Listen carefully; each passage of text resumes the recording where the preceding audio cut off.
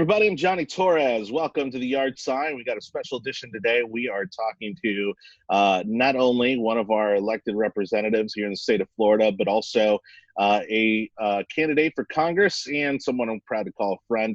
And joining me today is Byron Donalds. How are you, buddy? I'm doing good. How you doing, JT? I call you Doing JT. great. Yeah, of course. Why not? We've known each other, I don't know, a handful of years at least. And actually to that note, I just want to say first off, it's been really exciting as a young-ish now, because we're both above 40, as a young-ish Republican, to have watched you ascend really through the political process. Anybody who has run for office knows obviously how incredibly difficult it is. And I'm going to ask you about that a little bit more in a second. But, to see you serve in Tallahassee in our state legislature, to see your wife serve in the Collier County School Board, that's so exciting, to see as a young family like yours, really, kind of take the charge, take the weight of service, and carry that forward, especially, given that you have a large family. I just can't imagine how you guys keep it all together. But let's start right there. I think that's a good place to start. This is actually, you got into politics originally by running for Congress, right? Initially? Well, it goes a little bit before that one. Okay. The first race I ever ran was running for Congress. That was back in 2012. I actually got into politics through the Tea Party movement. This was back early 2009. Really starting to look at, even with the financial collapse and all those things, I started really getting in, paying attention to politics probably for the first time in 2008. When a Tea Party rally started springing up in 2009, there was a local one here in Naples, and I was really just intrigued about what was going on, like really what was the truth, because on the news media, what you were hearing was that it was just a bunch of racists, people who just were upset because Barack Obama was now president. And so that's why for the first time ever, you have, unfortunately, these large gatherings of white people, frankly, who are concerned about taxes all of a sudden, who are concerned about debt and deficits all of a sudden. And so, I saw the news reports, and, I've always been inquisitive, and I just wanted to see it for myself. So I went to a Tea Party rally in March 15th, 2009. Happy anniversary. Yeah, I know. And, went out there, and, it was interesting. I got a chance to just meet a lot of people who just passionately cared about the country. The first lady I ever met, she said to me, she's like, "Can we take a picture?" And I'm like, "Okay, why are we doing this?" And she's like, "I'm just trying to prove to my friends that I'm not a racist." And that was sad. Oh, sad commentary. yeah. But really, I just really became enamored with the principles of limited government, constitutionalism, volunteered on a couple of campaigns, things you do when you start getting into politics and really get involved. And then that led to me running for Congress in 2012. Yeah, and again, I'll be pointing out actually along the way as we talk, because I think our trajectories in terms of our involvement in politics and why we got involved are very similar in that sense. I mean, I got involved maybe about a year earlier. I would say like 2007, leading up to the 2008 campaign. But it was that election that truly lit the light bulb for me, and made me realize what I truly believe in and the party that I should belong to. And in a very similar way, I was going to Tea Party rallies, and that evolved into going to, volunteering for campaigns and so on and so forth. And then, of course, to kind of skip ahead a little bit, then, you made a lot of relationships. You impressed a lot of people along the way. When did you decide to run for State House? So I had, after I ran that congressional race and I lost, and to be honest with you, losing that race was probably the best thing that ever happened to me. I really got an opportunity to understand electoral politics from the inside. I was pretty naive about how it all really works. And I got an opportunity really to grow here in Southwest Florida and really learn more about myself, learn more about the principles that I espoused on the campaign trail, really got in depth in them. In 2014, my wife, she ran for the school board in Collier County. She won going away. She kind of blew everybody out. And then when the state house was opening up again in 2016, I looked at that race probably around 2015 and then put it in like the long hard work to prepare for that race. I really ran because I wanted to get involved in education policy and education reform, and you really do that at the state level. Federally, the federal government really has a minimal role in education. They should have no role in education. But most of that policy happens at the state level. And so I wanted to run to make sure that we brought the principles and the values of education reform to the entire state of Florida. Well, and again, we're kind of referencing your wife now for the second time in this conversation, because she herself, I mean, is a firebrand. She's incredibly passionate about conservative values, and I know she served very proudly. Obviously, it was a difficult time from what I read, in the news coverage, but certainly pushed for conservative policy in the Collier County School Board. And you guys have really kind of established yourselves as a power couple politically, for those who, again, maybe aren't aware. And, I kind of half jokingly say to you guys whenever I run into you, that I can't wait to see you guys in the governor's mansion. And obviously, you right now, you're shooting for 3, going for, the federal capital. But it's one of these things where it's just been a lot of fun and exciting to watch both of you really, again, kind of usher in the next generation of conservative leaders in our party. Again, it's clearly on your website. You haven't, let's get into a little bit of policy. You have on your website, you have an A rating from the NRA, which is amazing. So you're in a crowded field, right? There's about 9 of you. So I'll kind of start here first. Some of these folks that you're running against are former colleagues from the state legislature. So how do you differentiate yourself from, again, people with maybe a similar political background? Our political backgrounds, other than being Republicans, aren't really that similar. Okay. I wasn't born a Republican. I didn't grow up in a political family. My Republicanism, or really my conservatism, was learned. It was something where I had to go investigate for myself, really see if these are the principles and the values that I wanted to support as an adult, and really wanted to put out there as things that I truly believed in and stood for. And so I think if you look at our records in the legislature, I think what's crystal clear is that at times of consequence, when frankly Republican leadership was going a way that was not in line with conservatism, I stood firm on the values that I espouse and I campaign on and I put on websites and I tweet about, and they did it. And so I think that it's crystal clear when you start to compare records on what people have actually done, not just said, what they've actually done, and that's where the differences really begin between us. I mean, personally, I know Dana, I know Heather, they're good people. I don't have any issues with them personally. But going to Washington, what you start to realize is that these positions are positions of consequence, that who sits in these chairs really does matter. And, the thing I want to always espouse to the people of Southwest Florida is that which is a conservative area, that requires and really demands that their representative be a conservative. That if they choose me this August in this primary, there is beyond a shadow of a doubt there will not be any question about where I stand on any issue when it comes to the Constitution, constitutional values, principles, individual liberty, and the proper role of the federal government. It's not going to be a question about where I'm going to be, but depending on what's going on Capitol Hill, there's questions about where they might be.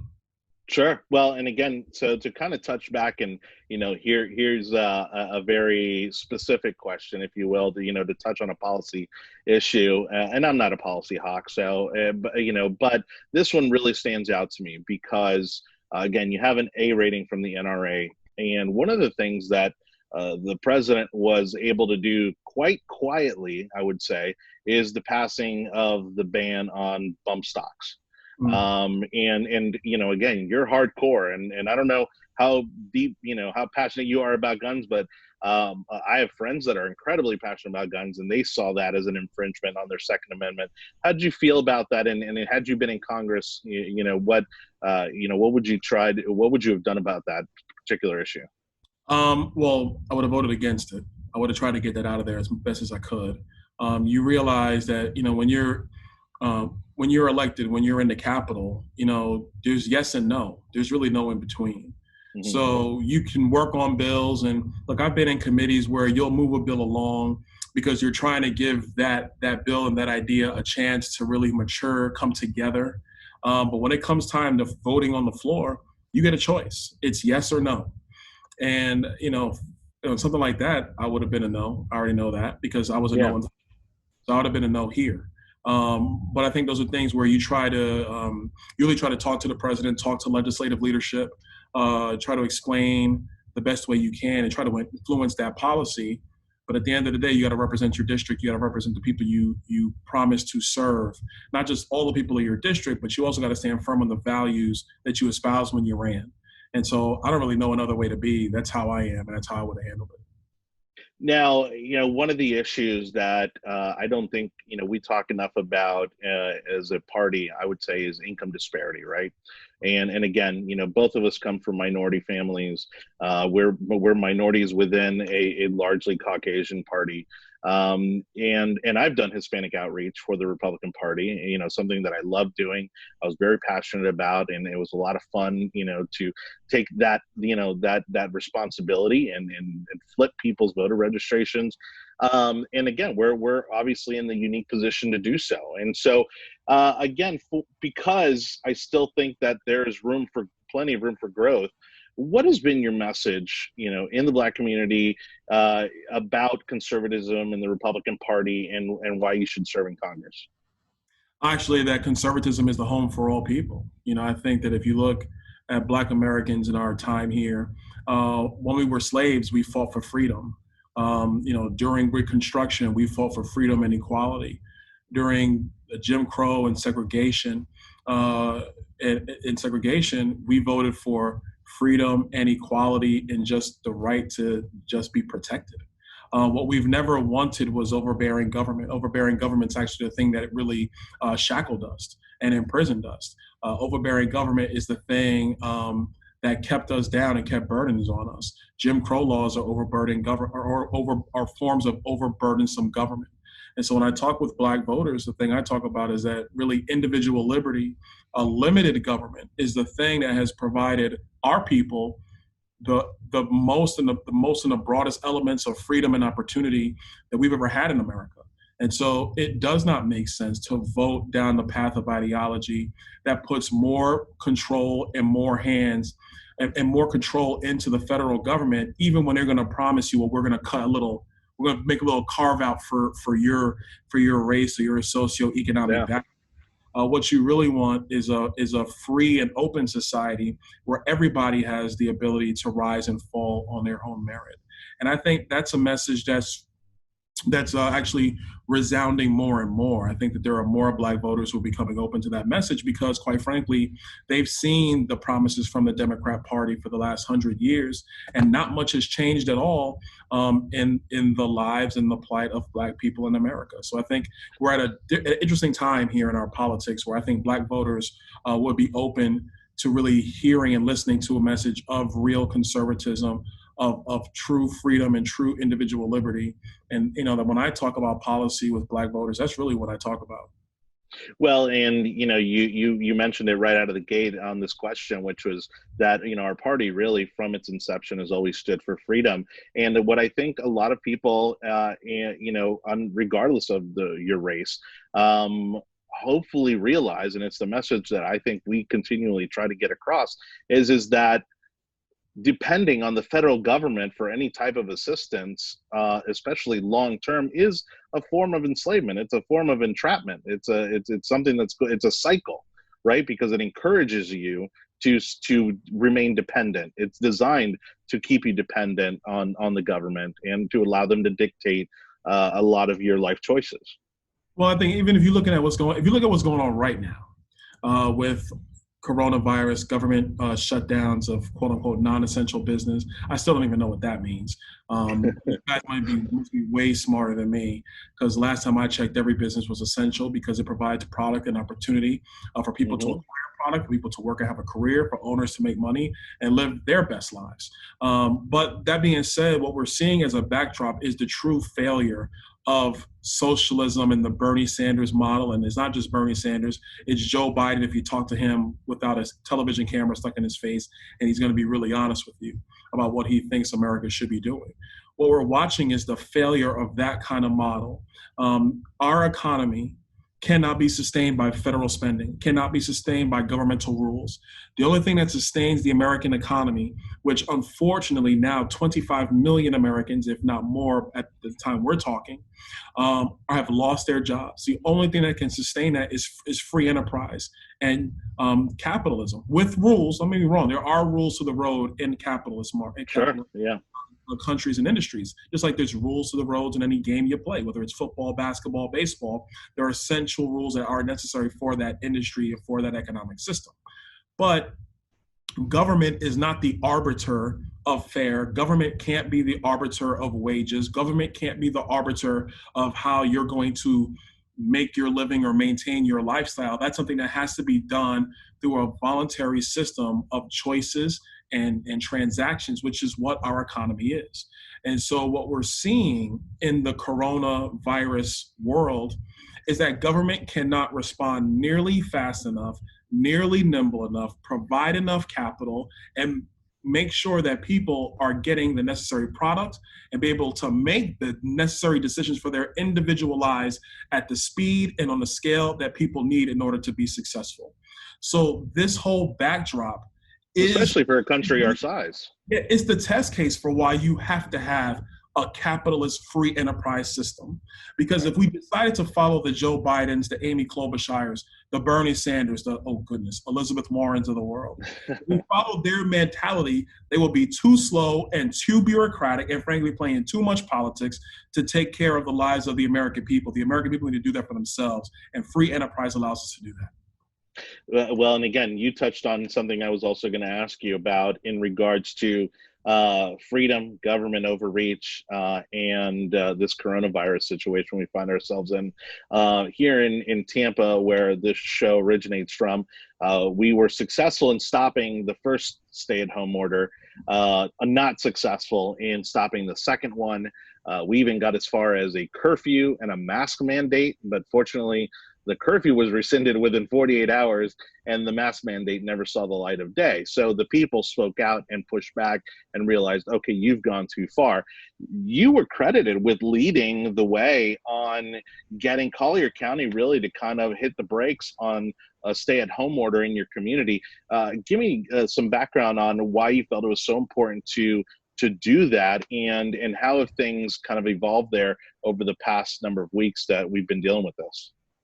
Well, when Collier started putting together the works on their stay-at-home order, let me first say this. I think obviously there's a lot of people who are concerned and scared and want to stay healthy because the way the initial data was being pushed out about coronavirus, we were talking about 1 to 2 million Americans dying, most of them being senior citizens. Southwest Florida is an elderly population. So there were a lot of members of our county commission who actually fall into that category, and we're hearing voices from people in our community wanting to be safe. Totally understand that. But the key points I made to the county commission was, number one, no local government has the authority to tell people to stay in their homes. No local government has that authority. They don't have constitutional authority from the state legislature. They don't have constitutional authority in the state's constitution, and they don't have that authority from the governor. And so the point I made to them was, if the governor is going to issue an executive order, let the governor issue an executive order. But you don't have the authority to put this order out. The second thing they tried to do was they tried to set this standard of what non-essential businesses were. And then they tried to say that if you are on the non-essential business list, you can get a waiver from the city manager. And so I told them point blank, I said, your city manager is not an elected official. He has no authority to tell any business that they can or cannot open because he didn't deem them to be essential. And so they were setting themselves. Well, in that situation, you're just setting yourself up for all kinds of problems. Sorry about that. No, but in that situation, I mean, you're essentially setting yourself up for a lot of conflicts, especially in a community the size of Naples. Right, exactly. And so when I read the order, the first thing out of my mouth was, let me start calling county commissioners. And I did. And I went down to the meeting and spoke out about it. We had a lot of business owners come to that meeting, and they spoke out against this order as well.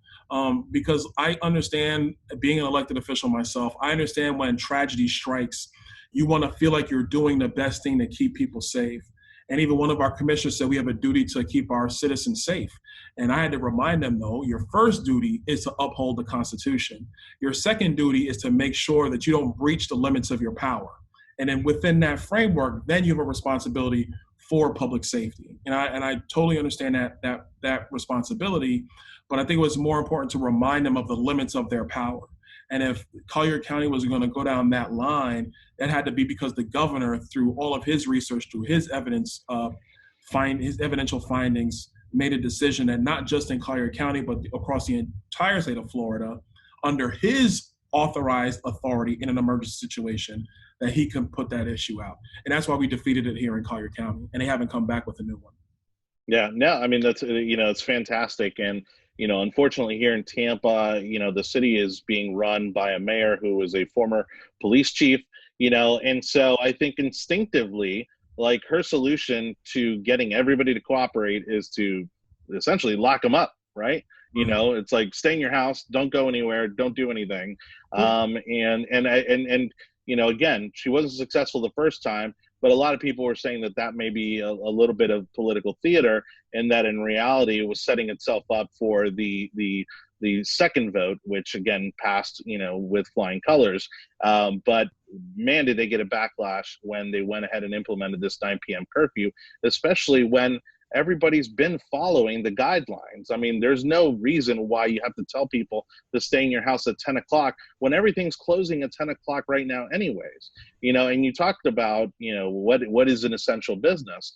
And I made this point on our podcast on this week's episode, which is that I think we could completely reopen the economy and just ask everybody to follow the guidelines that are in place, the same guidelines that restaurants are following, the same guidelines that grocery stores are following. Your so-called essential businesses have implemented a pretty good set of best practices that I think could apply to any business, and there's no reason why we shouldn't open everything back up. Well, and it's a good point you make, and let's go back a step further than that. And I want to this is important. When we remember when the social distancing when the social distancing guidelines were put out by the president and the CDC, the purpose was to do everything we could to bend the curve so the hospital systems were not going to be overwhelmed.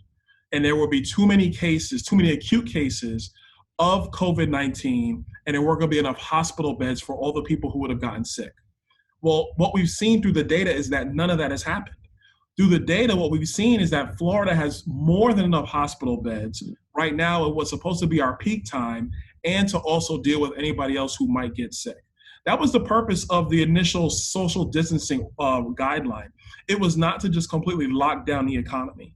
So I think we're in a place right now where we can, like you're saying, we can go back to work. We can have these kind of guidelines that follow us there. But on a broader level, people aren't stupid.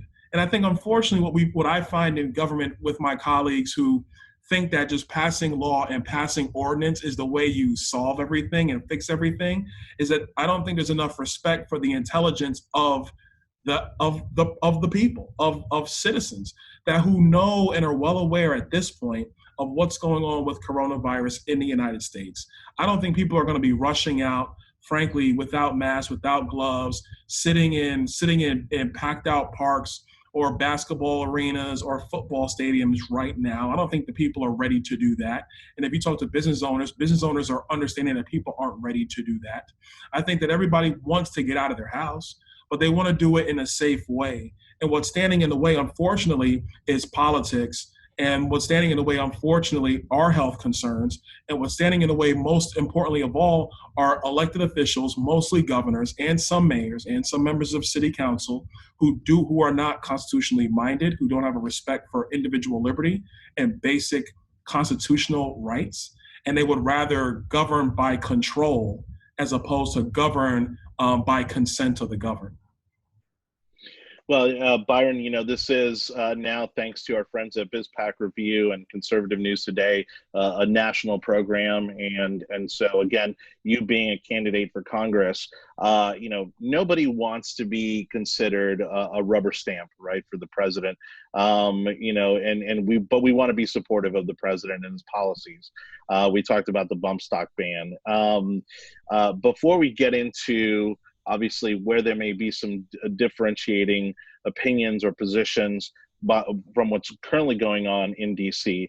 What's really driving you to Congress? What do you think is going to be your primary goal legislatively, let's say, because it is going to be difficult, especially in your first term to get legislation passed. But where do you see the biggest opportunity to make an impact in DC? Honestly, we have to do a significant job of getting back to regular order in the budgetary process. We actually have to begin to unwind some of our federal spending, some of the stuff that just lost in agency budgets that is money that goes frankly nowhere or goes into the hands of bureaucrats or goes into the hands, unfortunately, of a chosen few who've learned how to maneuver the process with their lobbyists and with their legal team. That's a big one we have to handle. The second big one is we still have to have real immigration reform in the country. And I'm not talking about a pathway to citizenship and comprehensive immigration reform that the left likes to talk about. I'm talking about making sure that we continue the pathway that the president has set of securing the southern border, but then also taking the initial steps of making sure we actually have a true and active entry-exit system with the visa process that makes sense for the United States and for the American people. It's talking about making sure that we clean up some of the visa rules around our farming communities and making sure that they have access to some of the workers that they're going to need, because yes, they are going to need some workers, and I think we have to be clear on that. So I mean, those are the key things that we have to do from an immigration standpoint. And frankly, I don't think it has to be as racial as it is. I'm not even going to say political. Like, immigration fights now have taken on this language of racism and xenophobia, and that's not true at all. I think you can be a believer, like I am, of strong borders and sound immigration. And I mean, I like to see the left try to accuse me of being a racist. That'd be funny. But I think that those are the things that we can get done. On a smaller level, we're going to have to take care of some things in our banking system. There's other legislation we're going to have to take care of there. But the biggest issues we have in Washington are immigration, unfunded liabilities, and our budgetary issues. Those are the big three. And those are the three where, going to Washington, what you need are people who can advocate for these ideas so that the American people can buy into them, or enough of the American people can buy into them. Because it's with that sort of political support, that political mandate, if you will, that you have the wherewithal in Congress to actually pass these bills and get them done. And I think that's what I bring to the table. I know that's what I bring to the table. And that's why I decided to run for Congress this time around. Real quick, to kind of start to bring this conversation into a close, you mentioned fiscal policy, and hey, again, I like to play it fair and square. I think our party in DC and being and currently in power in the White House, we've gotten away from fiscal conservatism, and especially right now. And I understand the emergency situation of dealing with a global pandemic, but given those circumstances, how do you feel about the trillions of dollars that are being pumped out to try to get us through this situation? Well, actually, a couple of things. First of all, I think the initial premise of the CARES Act that was being worked out in the Senate before Nancy Pelosi got her hands on it, I actually supported a good portion of that measure. I would have voted for that measure. And I think, all things being said, with what has taken place nationally, I probably would have voted for the CARES Act in its final form coming out of the House. The most unfortunate part has been that Nancy Pelosi is Speaker of the House, and having served in the Florida House of Representatives, the Speaker of the House is virtually all powerful. They're going to get their way. And so the number one thing we got to do is we got to flip the House. We have to flip the House and get it back under Republican control, because at no point in President Trump's presidency has he had control of both chambers in terms of Republican control. That has not been the right. So if you're gonna hold the president accountable for fiscal responsibility, and you want to see that as a conservative, I definitely want to see that.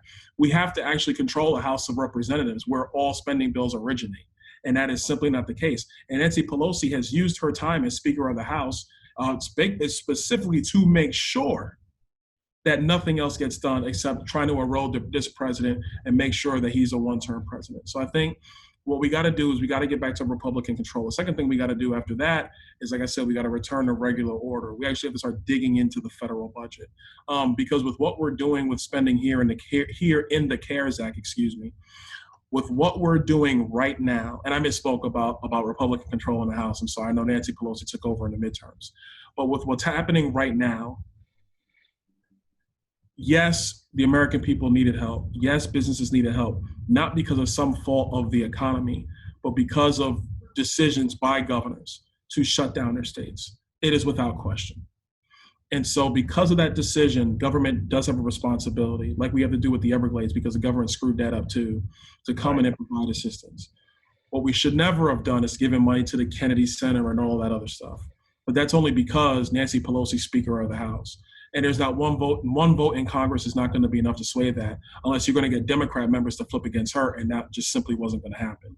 So I think you had to support it because of the emergency nature. These next negotiations, I'm probably not going to be overly thrilled with these next set of negotiations, but we're in an emergency response.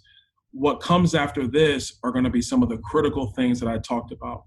You have to get our entitlement state under control, because that's 85% of the federal budget. You cannot reform our budget and cut our debt without reforming entitlements. Anybody who says that they can do that is lying to you. It's simply not the case. Well, and going back to, and we don't have enough time to get into this topic, but getting into, how vulnerable our fiscal policy makes us. Again, let's remember who holds a good portion of our debt, and that's China, who started this whole mess in the first place. Right. So. Hey, Byron, I'm really excited for you because you've been showing great fundraising numbers. Obviously, right now, the campaigns are kind of in hibernation or just kind of in low gear. But, every dollar counts, and again, I'd love to see you in D.C. If somebody wants to send a few bucks your way, volunteer, learn more about you, what do they got to do? Simply go to byrondonalds.com. You go to my website, donate there. Every dollar counts. It's a big primary down here in Southwest Florida. I think we have 9 Republicans running now. I think it's where we're at. And so, it's a big primary. So I can use, everybody's support to get over the finish line here. I think, we have a great campaign. We have a great message. But, obviously you got to get it to the voters. And so that's really what we're focused on right now. Also, just follow me on Twitter at Byron Donalds, and follow me on Facebook, facebook.com/Byron Donalds. I try to keep it simple, man. Yeah, that works. Now easy to remember. So, hey, thank you so much for your time. And it's certainly not going to be the last time we have you on the show. Love talking to you. And there's plenty more we could have touched on. But again, Byron Donalds, candidate for Congress, State House Representative here in Florida. Thank you so much for joining us on the show. AT, thanks, man. Talk to you. Oh, bless you. Talk to you soon.